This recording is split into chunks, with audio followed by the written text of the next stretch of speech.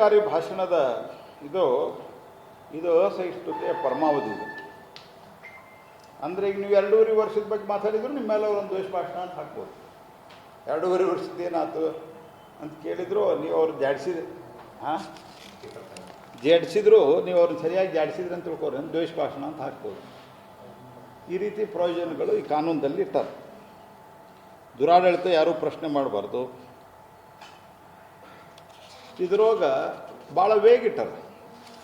ದ್ವೇಷ ಭಾಷಣ ಅಥವಾ ದ್ವೇಷ ಅಪರಾಧಗಳಂದ್ರೆ ಯಾವುದು ಅಂತ ಯಾವುದೂ ಹೇಳಿಲ್ಲ. ಆಮೇಲೆ ಸುಪ್ರೀಂ ಕೋರ್ಟು ಪ್ರತಿಬಂಧ ತರ್ರಿ ಅಂತ ಹೇಳಿ ಸುಪ್ರೀಂ ಕೋರ್ಟ್ ಹೇಳಿಲ್ಲ. ಕಡಿವಾಣ ಹಾಕಬೇಕು, ಇದ್ದ ಕಾನೂನು ನಡಿ ಅಂತ ಹೇಳಿ ಸುಪ್ರೀಂ ಕೋರ್ಟ್ ಜಡ್ಜ್ಮೆಂಟ್ ಓದಬೇಕು, ಸುಳ್ಳು ಹೇಳಬಾರ್ದು. ಪರಮೇಶ್ವರ್ ಅವರು ಒಬ್ಬ ಜಂಟ್ಲ್ಮನ್ ಅಂತ ನಾವು ತಿಳ್ಕೊಂಡಿದ್ವಿ. ಸಿದ್ದರಾಮಯ್ಯನವ್ರು ಹೇಳಿದಂಗೆ ನೀವು ಕೇಳಿ ಸುಳ್ಳು ಹೇಳಿದ್ರೆ ನಿಮ್ದು ಇದು ಹೋಗ್ತದೆ. ನಿಮಗಿದ್ದಂಥ ಒಂದು ನಿಮ್ಮ ಬಗ್ಗೆ ಇರೋದಂಥ ಒಂದು ಇದೇನದಲ್ಲ, ಇದು ಜಂಟ್ಲ್ಮನ್ ಅನ್ನೋದು ಹೋಗ್ತದೆ. ಪರಮೇಶ್ವರ್ ಅವರು ಸುಪ್ರೀಂ ಕೋರ್ಟ್ ಹಂಗೆ ಹೇಳಿಲ್ಲ.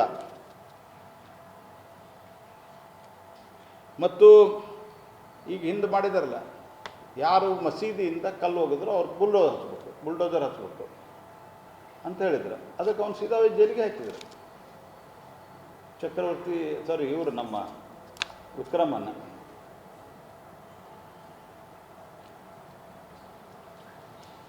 ಸಿಲೆಕ್ಟಿವ್ ಆಗಿ ಮಾಡಲಿಕ್ಕೆ ಅವಕಾಶ ಇಟ್ಕೊಂಡರು.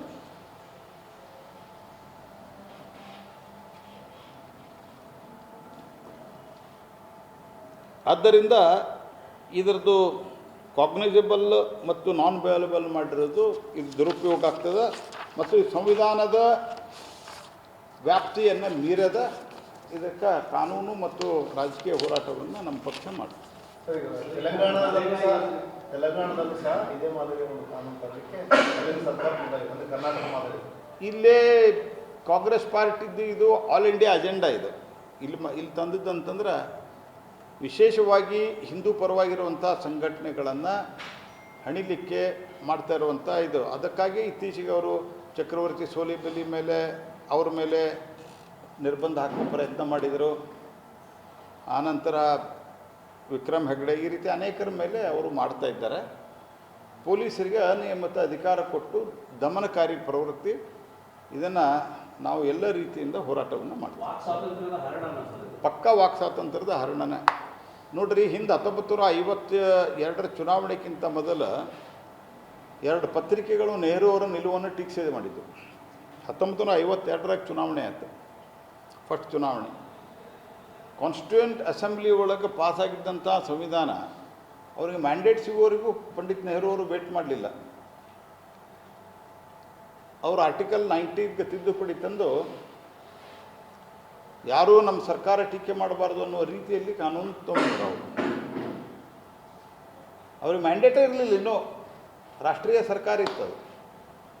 ಆದರೆ ಕಾಂಗ್ರೆಸ್ಸಿನ ಹವಾ ಇತ್ತು. ಸಂವಿಧಾನ ಮೊದಲೇ ತಿದ್ದುಪಡಿ ಬಂದದ್ದು 51 ನಮ್ಮ ದೇಶದಾಗ ಸಂವಿಧಾನಕ್ಕೆ, ಬಿಫೋರ್ ಎಲೆಕ್ಷನ್. ಕಾಂಗ್ರೆಸ್ಸಿನ ಮನಸ್ಥಿತಿ ಯಾವಾಗಲೂ